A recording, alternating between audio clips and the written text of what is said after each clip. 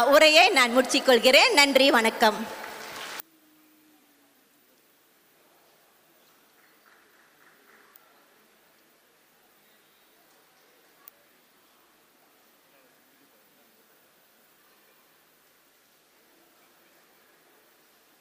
வணக்கம் ஐயா அலெக்ஸ் அவர்களே, குருஜி சிவசாமி அவர்களே, டத்தோ ஸ்ரீ டத்தோ நண்பருங்க, கூட்டாளிங்க, தோழருங்க, வந்திருக்கும் எல்லாத்துக்கும் வணக்கம். வணக்கம். இந்த மேடம் கலாதேவி ஏறக்குறைய ஒரு மாதம் என்னை கூப்பிட்டாங்க. நம்ம நார்மலி ஃபோன் எடுக்க மாட்டேன். பிகாஸ் நம்மளுக்கு அன்னாடம் 1-2 வந்தால் 1000 கணக்கில் வரும். ஆனால் அந்த லைன் வேறு ஆளுகிட்ட போன போது, அங்கே என் செக்ரட்டரி கிட்ட போன போது, அப்போ அவங்க சொல்லியிருக்காங்க, இந்த மாதிரி நான் ஒரே டவுன்லேருந்து வந்தேன், லுமோட்லேருந்து வந்த போது எனக்கு லுமோட்னா கண்டிப்பாக ஸ்பெஷலான ஆளாக தான் இருக்கும். நானே கூப்பிட்டு பேசும் போது, இவங்க இன்றைக்கு நேற்று உள்ள நண்பர் இல்லை, ஒரு 50 வருஷம் 40-50 வருஷம் உள்ள நண்பருங்க. ரொம்ப நல்ல குடும்பத்தில் வந்தவங்க. அவங்க தாயார் அங்கே இருக்காங்க. நான் போய் பார்த்து அவங்க தாயாரை one go I can recognise. அவங்கள பார்த்து ஏறக்குறைய ஒரு 30-40 வருஷமாக இருக்கும். போய் பார்த்த போது என்னோட செல்லம்மானோட பேரை கூப்பிட்டாங்க. என்னோட எல்லாம் உங்களுக்கெல்லாம் தெரியும்னா குலாதான்னு தெரியும்ல. என்னோட வீட்டில் என் டவுனில் குலான்னு கூப்பிட மாட்டாங்க, வேறு பேர் கூப்பிடுவாங்க. அது சொல்லக்கூடாது. அது சொன்னால் ரொம்ப பேர் அதை கூப்பிட்டு நான் திருப்பி கூப்பிடுறதா இருக்குது டெலிஃபோனில். ரொம்ப ஓகே. இன்றைக்கு சுலகமாக வந்தால் எனக்கு இந்த அழைப்பு கொடுத்ததுக்கு ரொம்ப நன்றி.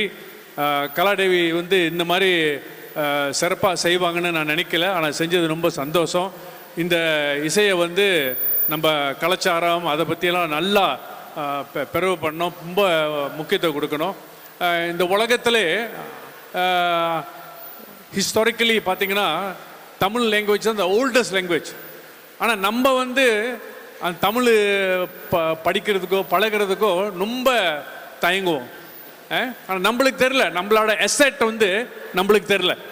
இன்றைக்கு பாருங்க, தமிழ் பள்ளிக்கூடம் ஒரு 527 தமிழ் பள்ளிக்கூடம் இருக்குது. நான் இதுக்கு முந்தி ஒரு சின்ன கூட்டத்தில் எல்லாம் பேசிக்கிட்டு இருந்தாங்க, நம்ம என்ன செய்யலாம், என்ன சாதிக்க போகிறோன்னு. என்னோட கணிப்பில் இந்த நாட்டில் இந்தியோட பெரிய பிரச்சனை என்னன்னா, ஒன்றும் ஒரு 10 வருஷத்தில் நம்ம இவ்வளோ பேர் தான் இருப்போம். 1957 12 விழுக்காடு % தமிழகம் இருந்தாங்க. இன்றைக்கு 6%. இன்னும் கொஞ்ச நாளில் அது கூட குறைய போகுது. நான் ஏன் அதை சொல்கிறேன்னா, ஈப்போவில் ஒரு தமிழ் பள்ளிக்கூடம் இருக்குது. அந்த தமிழ் பள்ளிக்கூடம் பேர் சென்ட் பிலிமினா. அப்போ ஒரு 15-20 வருஷம் நான் அப்போ எதிர்கட்சியில் இருக்கும் போது எலோகேஷன் கட்டு ஒரு புது பில்டிங் கட்ட என்கிட்ட சொன்னாங்க. அப்போ நம்ம அரசாங்கக்கிட்ட எடுத்துகிட்டு போய் பேசி அது இது 2.3 மில்லியன் ஒதுக்குனாங்க. அரசாங்கம் காசு கொடுக்கல. அப்போ இந்த அரசாங்கம் வந்த போது இப்போ அந்த காசை கூட கொடுக்க தயாராக இருக்காங்க. ஆனால் இப்போ உள்ள அரசாங்கம் மாதிரி இல்லைங்க. அவங்கெல்லாம் வெரி கிளவர். என்ன கேட்குறாங்கன்னா, இப்போ எத்தனை மாணவர் இருக்காங்க? என் டாக்டர் அந்த தமிழ் பள்ளிக்கூடத்தில் தான் படித்தாங்க. 15 வருஷம் 850 மாணவர் இருந்தாங்க. இன்னைக்கு 350 மாணவர் தான் இருக்காங்க. அப்போ அரசாங்கம் கேட்குது, 350 மாணவருக்கு ஆசிரியர் அளவுக்கு மேலே இருக்காங்க, புது பள்ளிக்கூடம் என்னத்துக்கு? அவங்க கேட்குறது நியாயம், அது லாஜிக்காக இருக்கு. இதுதான் நம்மளோட பிரச்சனை. எனக்கு தெரியும், ஐம் அ லாயர். எனக்கு என்ன வழியில் மக்களை ஒன்று பெருவை பண்ணுறது கூட செய்கிறதுக்கு ஐ டோன்ட் நோ. பட் இது ஒரு பெரிய சிந்தனையாக நம்ம கண்டிப்பாக நம்ம எங்கே போனாலும் சொல்கிறாங்க, இந்த அரசாங்கம் இப்படி செய்யலை, தமிழங்களுக்கு இப்படி செய்யலை, ரொம்ப குறைவாக இருக்கு. கரெக்ட். ஆனால் நம்ம பெர்சன்டேஜ் இறங்கிக்கிட்டே இருக்கும் போது ஒன்றும் இறங்க போகுது. ஒன்றும் கொஞ்ச நாளில் தமிழ் எழுத்து கூட அந்தந்த இடத்துல இருக்கிறது ரொம்ப கஷ்டம். தமிழ் பள்ளிக்கூடம் இன்றைக்கு ஏறக்குறைய 40-50% தமிழ் பள்ளிக்கூடம் 100 பிள்ளைங்க கூட இல்லை. பெரிய பிரச்சனை இந்த நாட்டு புலகம். ரொம்ப பேர் வந்து சொல்கிறாங்க எனக்கு உதவி கிடைக்கல, செய்ய முடியலன்னு. குறை அரசாங்கத்தை வந்து குறை இல்லைன்னு இல்லை. ஆனால் நம்ம நல்லா சிந்திச்சு பார்க்கணும். சீனவங்க ஏன் கம்ப்ளைண்ட் பண்ண மாட்டாங்க? நான் வந்து ஒரு இன்டர்னல் மீட்டிங்கில் நான் இருக்கிறேங்க. அந்த மீட்டிங்கில் வந்து ஸ்டாட்டிஸ்டிக்ஸ் காமிக்குது 85% விழுக்காடு வந்து 85% அந்த பெனிஃபிட்ஸ் எடுக்கிறது சீனவங்க. சைனீஸ் கம்ப்ளைண்ட் பண்ணாதான் எடுக்கிறாங்க. நம்ம தான் லாக் பண்ணுறது இல்லை. அரசாங்கம் கொடுக்க மாட்டேன்ல, நம்ம செய்யறது இல்லை. நம்ம சொல்லுவோம் நம்ம டிக்டாக்ல போடுவோம் கிடைக்கல செய்யலைன்னு. நீங்கள் பாருங்கள் சீனவங்க. என் தொகுதியிலங்க, என் தொகுதியில் மலேசியாவில் மிக கூட தமிழங்க இருக்கிறது புந்தோங்க. என்னோட தொகுதியில் பல பிரச்சனை வருவாங்க. Chinese will never come. நம்மளே போய் அவங்க ரீச் அவுட் பண்ணதான்.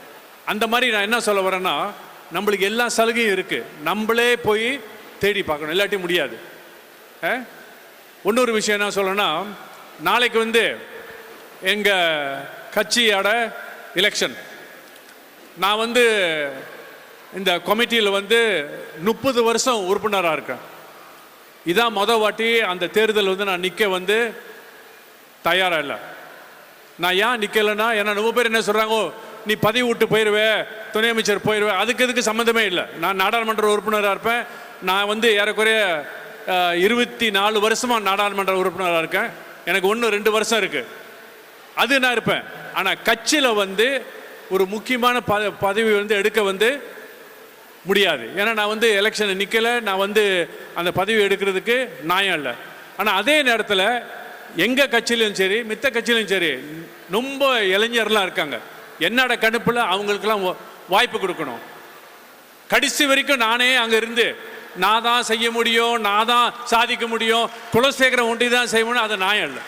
எல்லாத்துக்கும் வாய்ப்பு கொடுக்கணும். நீ ஒண்டி இருக்கலாமா? என்னோட I don't believe in that. எனக்கு நம்பிக்கை இல்லை, நான் செய்யக்கூடாது. அவங்க சொல்லாத போதே நீ வெளியாகிடணும். ஆனால் சில பேர் என்ன வந்து கேட்குறாங்க, என்ன ஆச்சு நீங்கள் ஏன் வந்து நிற்க மாட்டேறீங்க? நிற்கிறது தான் பிரச்சனை இல்லை. ஏன்னா 30 வருஷம் ஜெயிச்சு வந்த மாதிரி தான் நிற்க முடியாதா? நிற்க முடியும். ஆனால் ஒரு சட்ட காலத்தில் வந்து உங்களுக்கே தெரியணும் நீங்கள் எப்போ வெளியாகணும். இறுதியாக இந்த மிஸ் கலாதேவிக்கு வந்து ரொம்ப நன்றி சொல்லணும். இந்த இசையை இந்த மாதிரி எடுத்துகிட்டு வர்றது, அவங்களுக்கு வாய்ப்பு கொடுக்கறது, அதை இன்னும் ஊக்கமாக்குறதுக்கு இது வந்து அரசாங்கம் கூட பல சலுகைலாம் இருக்குது. நீங்கள் உங்கள் நாடாளுமன்ற உறுப்பினர்கிட்ட ரீச் அவுட் பண்ணிங்கன்னா அவங்க வந்து அந்த மாதிரி உதவி செய்யலாம் கொடுப்பாங்க. இந்த மாதிரி ஆர்கனைசேஷன் இவங்களுக்கு என்கிட்ட சொன்னாங்க. நானே சில நன்கொடை கொடுக்க நான் தயாராக இருக்கேன். நான் சொல்லியிருக்கேன், இன்றைக்கி டெலிஃபோன் பண்ணி சொன்னேன் அவங்ககிட்ட. அந்த மாதிரி வந்து கண்டிப்பாக ரொம்ப பேர் செய்வாங்க. இதை நீங்கள் இன்றைக்கி வந்து நல்லா என்ஜாய் பண்ணிட்டு நல்லா அப்ரிஷியேட் பண்ணிட்டு போங்க. நன்றி, வணக்கம். சரி, ஒய்பி குலாக்கு நான் ரொம்ப ரொம்ப நன்றி சொல்ல கடமைப்பட்டிருக்கேன். ஏன்னா நான் நிறைய விஐபிகளை கூப்பிட்டுருக்கேன். ஸோ எல்லாமே ஆக்சுவலி அவங்களுடைய பிஏ தான் ஹேண்டில் பண்ணுவாங்க. பட் பர்சனலி விஐபிஸ் எல்லாம் வெரி வெரி வெரி குட். நம்ம அவங்க டைரெக்டாக கான்டாக்ட் பண்ணோம்னா எந்த உதவி வேணாலும் அவங்க செய்கிறாங்க. ஒய்பிக்கு வந்து ஆக்சுவலி நேற்று இப்போல ஒரு ப்ரோக்ராம், ஒய்பி இன்னைக்கும் நேராக ஈப்போல இருந்து வராரு. அவருடைய சொந்தக்கார கல்யாணம் வேற. எல்லாத்தையும் விட்டுட்டு நம்மளை மதித்து நம்மளுக்கு இங்கே வராருன்னா அவருக்கு ரொம்ப ரொம்ப நன்றி சொல்ல நான் கடமைப்பட்டிருக்கேன். இது மாதிரி தலைவர்கள் ரொம்ப ரொம்ப குறைவு. என்னுடைய அனுபவத்தில் யாரும் கோவப்பட்டாலும் எனக்கு பிரச்சனை இல்லை. என்னுடைய அனுபவத்தில், ஏன்னா நான் என்ஜிஓவில் இருக்கும் போது நான் நிறைய சேவைகள் செய்யும் பொழுது நிறைய இந்தியர்கள் நிறைய உதவி செய்கிறாங்க. ஆனால் பாலிட்டிஷியன்ஸ் என்று வரும் பொழுது எங்களுடைய தொகுதி, அந்த தொகுதி, இந்த தொகுதி என்று நிறைய உதவிகள் நம்மளுக்காக கிடைக்கல. ஆனால் ஒய்பி குலா வந்து இப்போ மன்றத்தில் உள்ளவர். ஆனால் இங்கே ஷா அலாம் கிளாங் உள்ள மக்களுக்காக இறங்கி உதவி செய்கிறாரு. இது மாதிரி ஆளு தான் நம்மளுக்கு ரொம்ப ரொம்ப தேவை. மக்களுக்கு உதவி பண்ணுற ஆளுங்க தான் நம்மளுக்கு தேவை. நன்றி. அடுத்து மிஸ்டர் எலெக்ஸ், அவர் வந்து நம்மளுடைய அறிவிப்பாளர் இருந்தார் கூட. ஆனால் இந்த நிகழ்ச்சியை முழுக்க முழுக்க அவரு தான் எனக்கு பெரிய அளவில் உதவி இருந்து செஞ்சார். அப்புறம் நம்ம சண்முகம், ஸ்ரீ சண்முகம், அவரும் பெரிய அளவில் இருந்து உதவி பண்ணார். சரி, அவரை கௌரவிக்கிறதுக்காக YB அவர்களுக்கு அவருடைய படத்தை போட்டு மாதிரி ஒரு சான்றிதழ் வழங்குங்க ஐயா.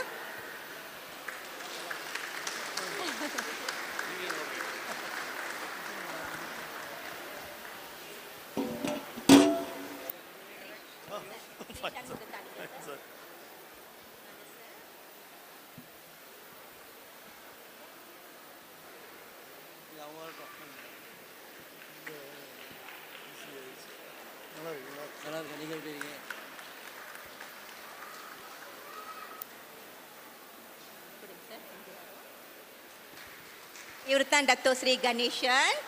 நான் சொன்ன உடனே வரமா பிரச்சனை இல்லைன்று இவர் நம்மளுக்கு ஸ்பான்சர் பண்ணார். இந்த இன்னைக்கு உட்காந்துருக்கிற சேர்ஸ் எல்லாம் இவர் தான் ஸ்பான்சர் பண்ணார். ரொம்ப நன்றிங்க ஐயா. இங்கே இருங்க, நம்ம ஃபோட்டோ பிடிச்சிக்கலாம்.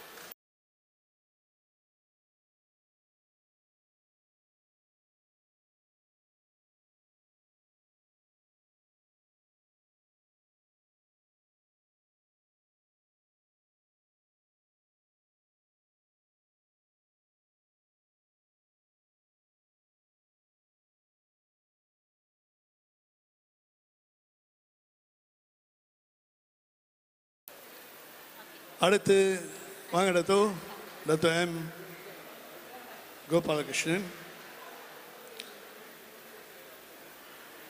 டத்தோ டாக்டர் கோபாலகிருஷ்ணன் நிறைய நிகழ்ச்சியில் சென்று கலைஞர்களுக்கு ஆதரவாக நன்கொடை வழங்குவார்.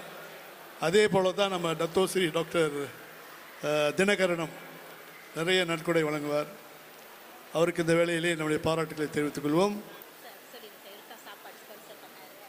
இவர் தான் சாப்பாடு இன்றைக்கு நமக்கு ஸ்பெஷலாக கொடுத்துருக்காரு. அவருக்கு இந்த வேளையில் ஒரு பெரிய நன்றியை சொல்லி ஆக வேண்டும்.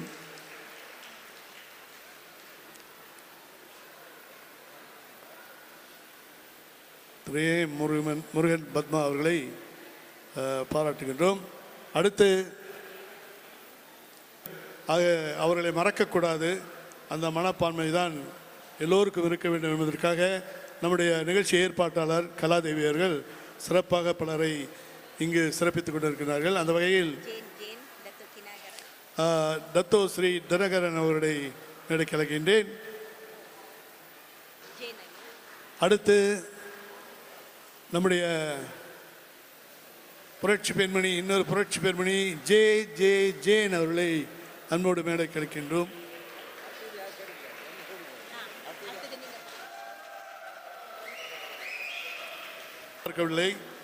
ஒரு அற்புதமான நிகழ்ச்சி, அதனை வெற்றிகரமாக படைத்த இந்த ஜேன் அவர்களுக்கு வாழ்த்துக்களை கூறிக்கொள்வோம். அதான் ஸ்பெஷலாக வருது விசேஷம். எல்லாம் நிகழ்ச்சியில் கலந்துக்கிட்டங்களோ அன்றைய நிகழ்ச்சியில்?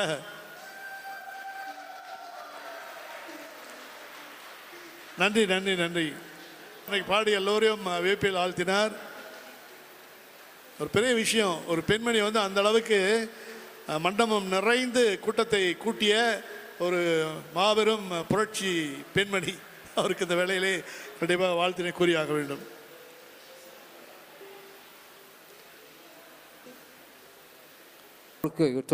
உங்கள் பாதங்களை தொட்டு வணங்கின்றேன். அதே வழியில் இன்றைக்கு இவ்வளோ பேர் இருக்கிறாங்கன்னா சாதாரண விஷயம் இல்லை. இவங்களாம் சேர்ந்தா தான் இந்த நிகழ்ச்சி. அதனால் இந்த பணம் எல்லாத்துக்கிட்டையும் இருக்கும், குணம் வரணும் அவங்களுக்கு கொடுக்கறதுக்கு. அந்த கொடுத்த மனிதர் தான் இவருங்க. ஆகையால் இந்த அன்பு உள்ளங்களுக்கு நிறைய கைத்தட்டுங்க, நிறைய கைத்தட்டுங்க, தட்டுங்க. வாழ்த்துக்கள் வாழ்த்துக்கள் வாழ்த்துக்கள். உங்கள் அனைவருக்கும் இந்த வேலையிலே நிகழ்வை கலந்து கொண்ட வாழ்த்துக்கள். இது போன்ற நிகழ்வு எங்கே செய்தாலும் நம்ம கலாதேவிக்கு கண்டிப்பாக நீங்களா யாரும் வரணும். நீங்கள் சண்முகம் அவர்களுக்கு இந்த மாலை அணி வைக்கிறோம். ஏன்னா அவரு தான் டைப்பிங்ல இருந்து எனக்கு கால் பண்ணுவார். அம்மா எப்படி முடிஞ்சதா வேலை, அம்மா இவங்கள போய் பாருங்க, அவங்கள போய் பாக்குறங்க. இவங்க 2 பேர் தான் எனக்கு பெரிய அளவில் சப்போர்ட் கொடுத்தாங்க. ஸோ நம்ம எவ்வளோ பெரியவங்கன்ற முக்கியம் இல்லை, அவங்களுடைய மனசு தான் எனக்கு ரொம்ப ரொம்ப முக்கியம். நன்றி நன்றி கலாதேவி அவர்களே. ஒரு நிகழ்ச்சியை படைக்கிறது சாதாரண விஷயம் இல்லை, ரொம்ப சிரமம். அதை தன்னை ஒண்டியதை எடுத்து நடத்துகிறாங்க. அவரும் அவங்களோட ஹஸ்பண்ட், அவங்க 2 பேரும் சேர்ந்து செஞ்சுருக்காங்க. வாழ்த்துக்கள் உங்களுக்கு. இவர் எனக்கு இப்போ வந்து ஸ்ரீஷான் வந்து மரியாதை செலுத்த போகிறாரு. நன்றி நன்றி. இது வந்து ஒரு பெரிய சரி 2 பலக்குரல் மன்னர்கள். இதுவரைக்கும் இந்த மாதிரி நடந்ததே கிடையாது. இவர் அவருக்கு மாலை போடுறது, அவர் இவருக்கு மாலை போடுறது.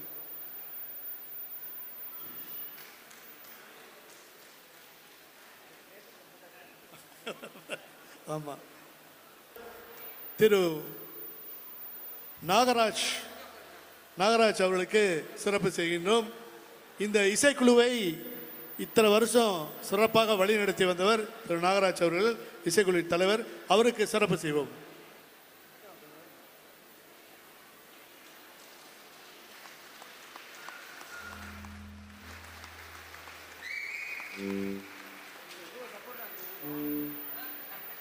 இப்பொழுது திரு நாகராஜ் அவர்கள் ஒரு சில வார்த்தைகள் பேசுவார் நம்மோடு.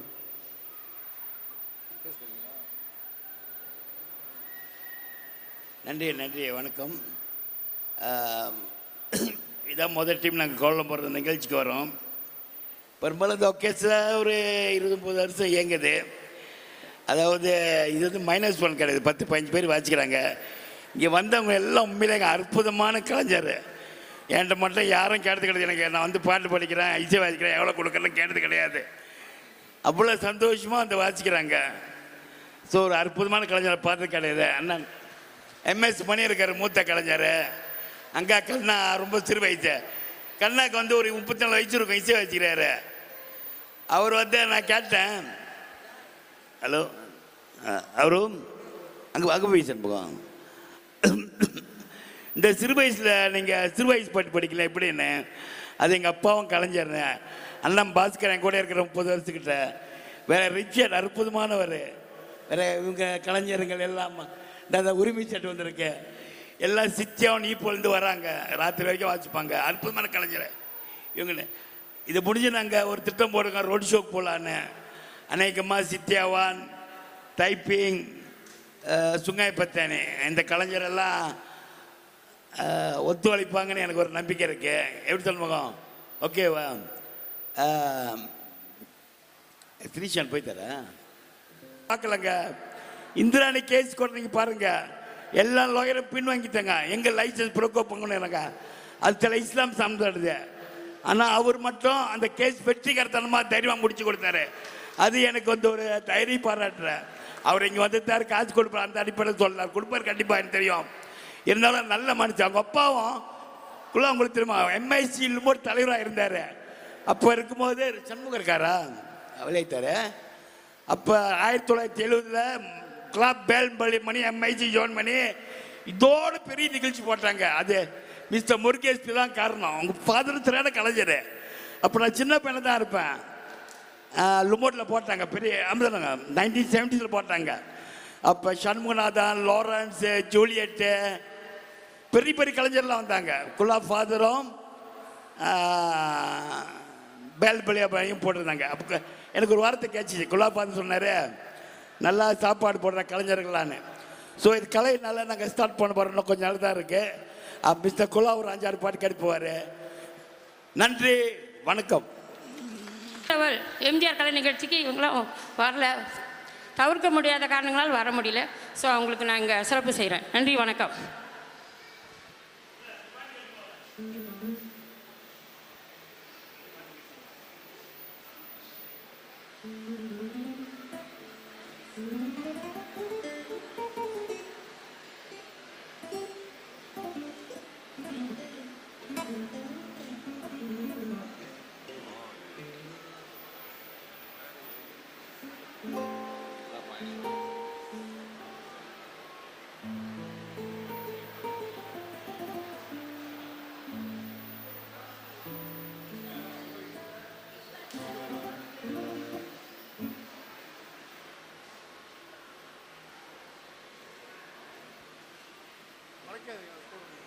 படம் பிடிக்கிறது.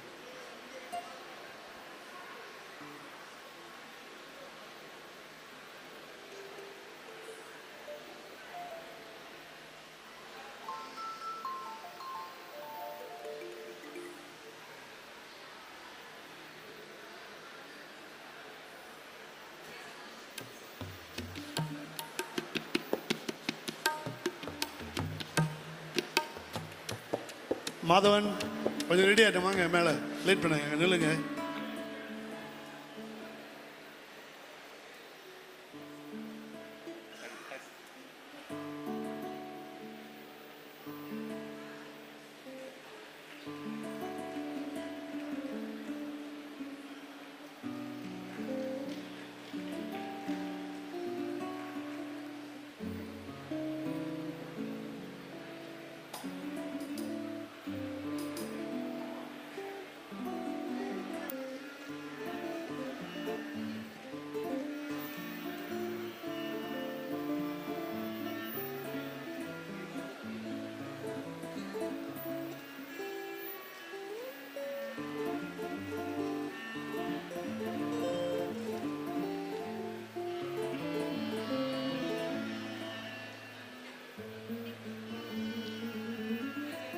நன்றி நன்றி நன்றி.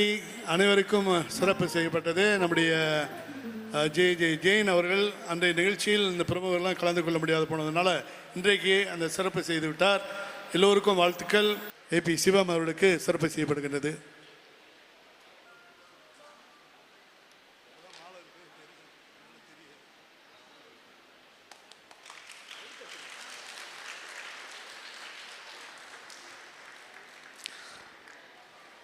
அடுத்து திரு பாஸ்கரன் பிரசாத்வான் கபாஜிகான் இதயக்கணி அவரை அன்போடு மேடைக்கு அழைக்கின்றோம்.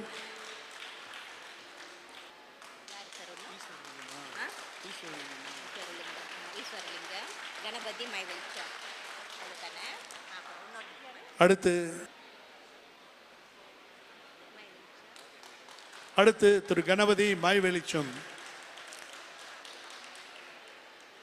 மாய் வெளிச்சம் மீடியாவை சேர்ந்த திரு கணபதி.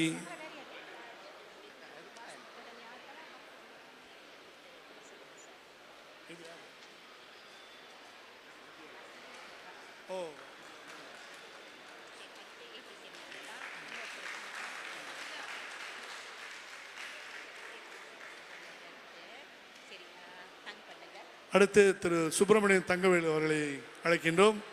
திரு சுப்பிரமணியன் தங்கவேலு.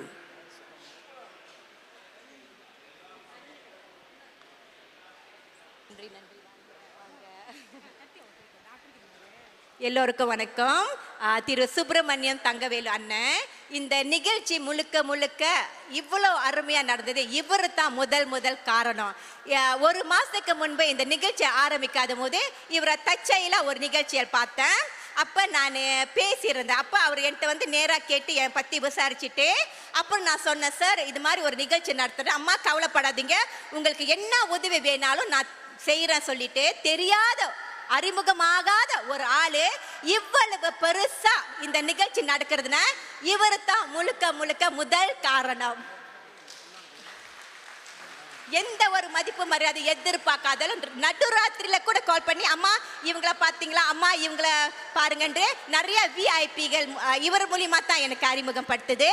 அடுத்து அண்ணன் ஈஸ்வரலிங்கம், இவரு எனக்கு ஊர்துணையா இருந்து முதல் நாள் அன்று இன்று வரை கலா எப்படி இந்த நிகழ்ச்சி வந்துச்சு அந்த நிகழ்ச்சி வந்துட்டு இவரு தான் நிறைய ப்ரோமோ பண்ணி இவ்வளோ கூட்டத்தையும் எடுத்தாரு. ரொம்ப நன்றிங்க சார். அடுத்து அண்ணன் இவர் என்னை டாக்டர் ஏபி சிவம், அவருக்கு ரொம்ப நன்றி. அவரு ஒரு பெரிய ஸ்பான்சர், நம்மளுக்கு நிறைய ஸ்பான்சர் செஞ்சாரு. இந்த நிகழ்ச்சி நல்லபடியாக நடக்க எல்லாரும் முக்கிய காரணமா இருந்தீங்க. எல்லாரும் டிக்கெட் வாங்கி வந்தவங்களுக்கும் உங்களுக்கு கை கூப்பி நன்றி சொல்கின்றேன். ஏன்னா நீங்களாம் இல்லாட்டினா இந்த நிகழ்ச்சி நடத்தியிருக்க முடியாது. இது வந்து நிகழ்ச்சி தனியாலாம் நடத்த முடியாது. எல்லாருமே வந்து நடத்தி எவ்வளோ தூரத்துக்குள்ள இருந்து வந்திருக்கீங்க. எங்களுடைய அழைப்பை மதிச்சு வந்ததுக்கு ரொம்ப நன்றி. வணக்கம். பராசக்தி வாங்க. மல்லியா ஜோதி,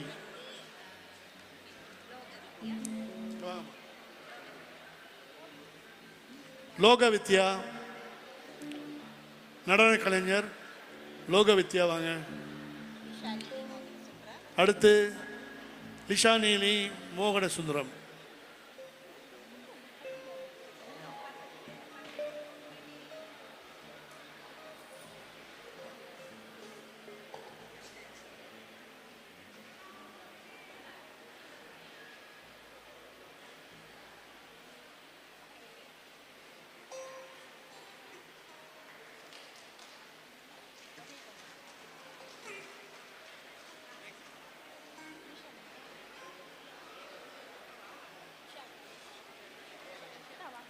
லிஷாலினி மோகன சுந்தரமா?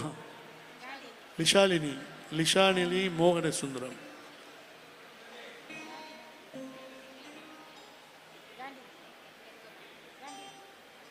காந்திமதி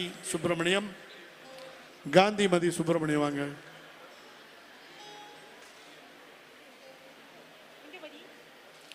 இந்துமதி ஜானகிராமன்.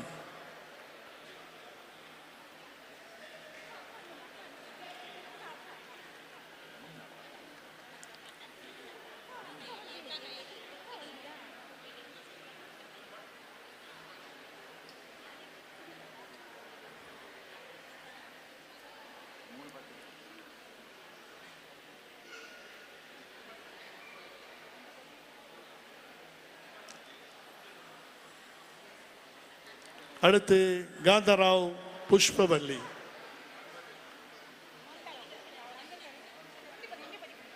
இந்துமதி ஜானகிராமன்.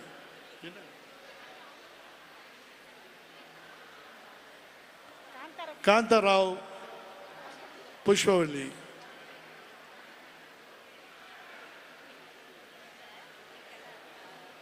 இவங்க எல்லாம் இந்த நிகழ்ச்சிக்காக அரும்பாடுபட்டவர்கள்.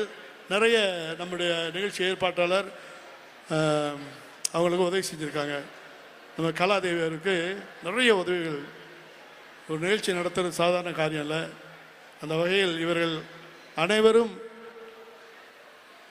நிறைய உதவி செய்திருக்கிறார்கள். இந்த நேரத்தில் நன்கொடை கொடுத்து உதவியவர்களுக்கும் நன்றிகள் கூறிக்கொள்கின்றேன். அதே வேளையில் சிறப்பாக இப்படி பல உதவிகள் செய்த அனைவருக்கும் வாழ்த்துக்களை கூறிக்கொள்கின்றோம். நன்றி நன்றி நன்றி. சுந்தர் சண்முகராணி வாங்க. இருக்கீங்களா? சுந்தர் சண்முகராணி. சரி, நன்றி நன்றி நன்றி. உடல் விட்டு போகும்போது சந்தோஷம், தமிழ்ல மகிழ்ச்சி. இந்த சந்தோஷம் இருக்குதான்ட்டு உங்க மனசாட்சி தொட்டு கேளுங்களேன். இந்த சந்தோஷம் இல்லாவிட்டால் வாழ்க்கையை வாழ்ந்து பிரயோஜனம் இல்லைங்க. ஸோ சந்தோஷம் என்பது தற்காலிக சந்தோஷம் இல்லை. தற்காலிக சந்தோஷம் என்ன தெரியுங்களா? இன்னைக்கு நிகழ்ச்சி நடக்குது தெரியுமா, போலாமா, வீட்டுக்கு போன பிறகு ஆமா தூங்கு, அவ்வளவுதான். இது தற்காலிக சந்தோஷம். அடின்னு என்ன சொல்றேன்னு கேட்டீங்கன்னா, நிரந்தர சந்தோஷம் எங்க கிடைக்குது அதை உணர்ந்து பாருங்க. நிரந்தர சந்தோஷம் என்பது என்ன தெரியுங்களா? இப்ப வெளியில போய் நீங்க விசாரிச்சு பாருங்க. இன்னைக்கே விசாரிங்க, எப்படிலாம் இருக்க? சந்தோஷமா இருக்கிறேன். சந்தோஷமா இருக்கியா? ஏன்? நல்ல பொண்டாட்டி, நல்ல மனைவி, நல்ல பிள்ளை, நல்ல காடி, நல்ல வீடு. இது சந்தோஷமே இல்லை, தற்காலிக சந்தோஷம். நிரந்தர சந்தோஷம் என்பது என்னவென்றால், இப்ப கேக்குறீங்க, டே சிவசாமி சந்தோஷமா இருக்கியாடா? சந்தோஷமா இருக்கம்பா. ஏன்டா சிவசாமி? எனக்கே தெரியல. எவன் ஒருவன் இதை சொல்றானோ அவனை பிடிச்சுக்கங்க. அவங்கிட்ட ஒரு பெரிய ரகசியம் இருக்குது. இந்தியாவில் ஒரு பெரிய ஆன்மீகவாதி பயிற்சி கேட்டாரு, அதெல்லாம் சும்மாங்க, எப்படிங்க நிரந்தர சந்தோஷத்தை உணர முடியும்? தற்காலிக தான், வந்துட்டு போகும். ஒண்ணு சொன்னேன், நீங்களாம் கேளுங்க. குழந்தையா இருக்கும் போது அந்த சந்தோஷத்தை உணர்ந்தோம். எவ்வளவுதான் அடிச்சாலும் திட்டினாலும் வடியாரும். ஏன்னு தெரியுங்களா? அதான் நிரந்தர சந்தோஷம். இன்னைக்கு கணவன் மனைவி கண்ணு திட்டிவிட்டா உனக்கு இருக்குடி, இது சந்தோஷமே இல்லை. சோ நிரந்தர சந்தோஷம் என்பது என்னவென்றால், காரணமே இல்லை, இருக்கக்கூடாது, சந்தோஷமா இருக்கிறேன், அதாங்க உண்மையான சந்தோஷம். என்றைக்கு ஒரு மனிதன் இந்த சந்தோஷத்தை உணர்கிறானோ, அந்த சந்தோஷத்தை கண்ணால பார்க்க முடியாத சந்தோஷம் தான் உணர்வு. அந்த சந்தோஷம் என்பது உணர்வு. அந்த உணர்வு தான் ஆன்மா. என்றைக்கு அந்த ஆன்மா உணர்வுக்கு போறீங்களோ, அன்றைக்கு தான் அன்பு என்ற தன்மையை உணர முடியும். அன்புனா என்னங்க? என்ன சொல்? அன்பாருடா. அன்புனா என்னவென்று தெரியாவிட்டால் எப்படிங்க அன்பா இருக்கிறது? முதல் கோட்பாடு சொல்றேன். அன்பு என்பது கட்டுப்பாடற்றது.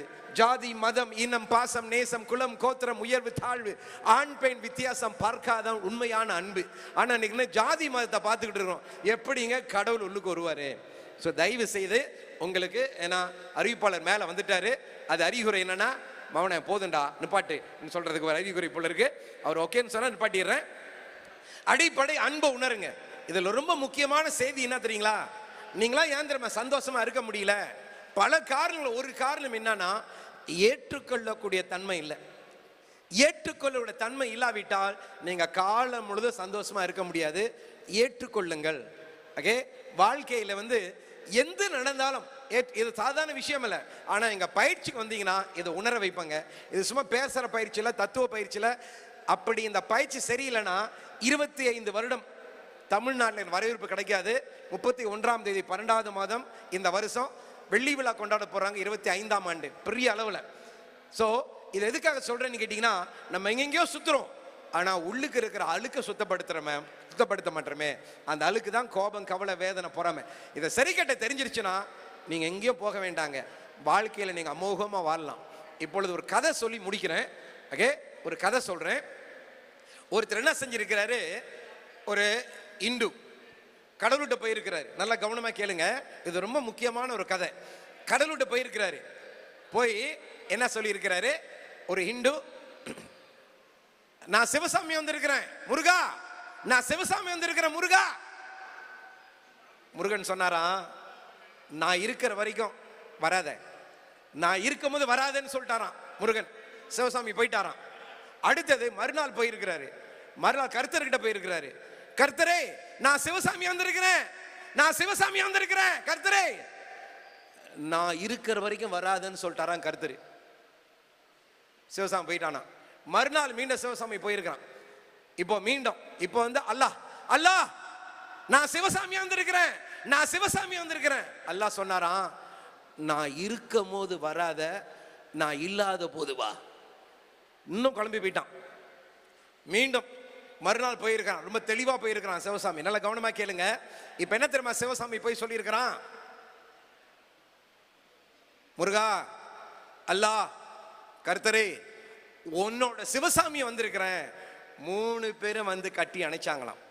இப்ப என்ன தெரியுமா தெளிவு, நான் இருக்கும் போது வராத, நான் இல்லாத போது வா.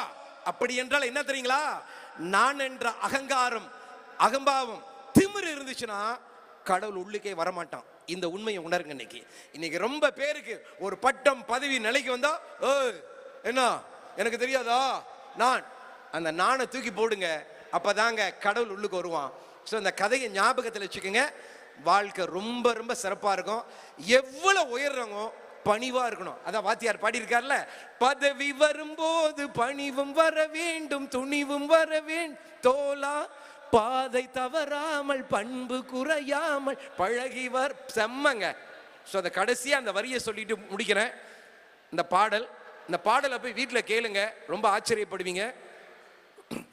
உலகங்கள் யாவும் உன் அரசாங்கமே, ஒவ்வொன்றும் நீ செய்யும் அதிகாரமே, நிதி வேண்டும் ஏழைக்கு, மதி வேண்டும் பிள்ளைக்கு, நியாயங்கள் தான் வேண்டும் எல்லோருக்கும். எங்கெங்க இருக்குது நியாயம்? இந்த கலியுகத்துல அதர்மத்துக்கு தான் தலை தூக்கிட்டு இருக்கிறாங்க. நல்லவங்களுக்கு காலம் இல்லை. நன்றி, நன்றி, நன்றி. இன்பமே சொல்க, எல்லோரும் வாழ்க.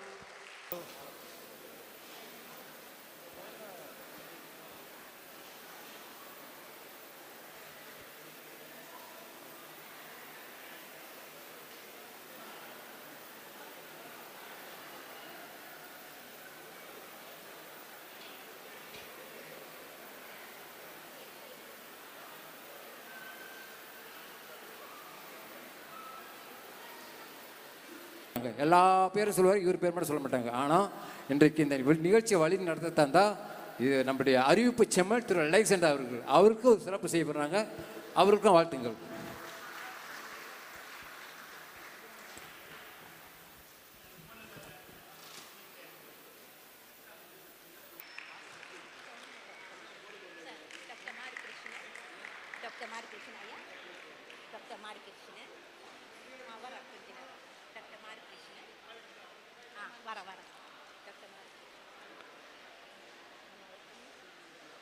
அவர் வந்து